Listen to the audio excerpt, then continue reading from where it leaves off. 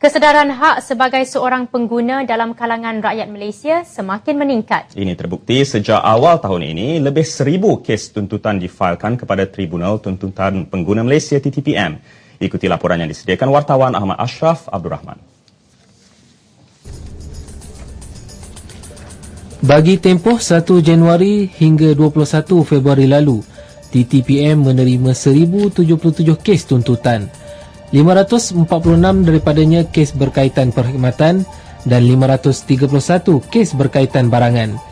Berdasarkan jumlah itu, ia meningkat lebih sekali ganda berbanding tempoh yang sama tahun lalu, iaitu hanya 384 kes.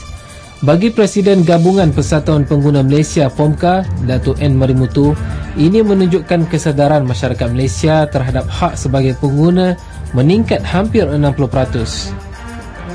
Negara kita tahap kesedaran kepengguna adalah amat tinggi. Kalau tidak, setiap hari orang tidak akan mengadu.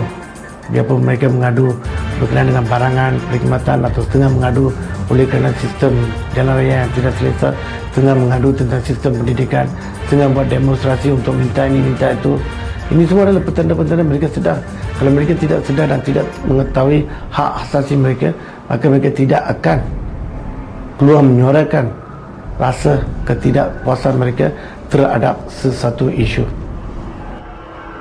Dalam hal ini, pengguna sendiri perlu lebih peka dengan keadaan sekeliling dan tidak membiarkan diri terus ditipu peniaga atau mana-mana pengeluar produk yang tidak beretika. Yang penting, masyarakat sendiri harus berani membuat aduan jika timbul masalah. Mungkin kita rasa mungkin tak buat aduan pun tak ada guna ke. Mungkin konsep ini perlu ditukar lah. Supaya lebih tahu tentang hak dan juga buat aduan supaya pihak berkuasa tahu apa tu masalah dan tindakan boleh diambil.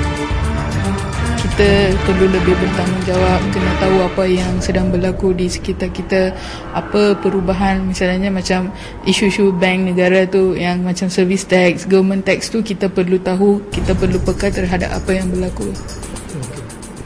Segi akses kepada maklumat tu, pengguna luar bandar ni kena lebih kepada pendedahan, mungkin mendapatkan maklumat melalui surat khabar, sebab sekarang ni melalui media masa pun dah banyak mendedahkan kes-kes pengguna ditipu.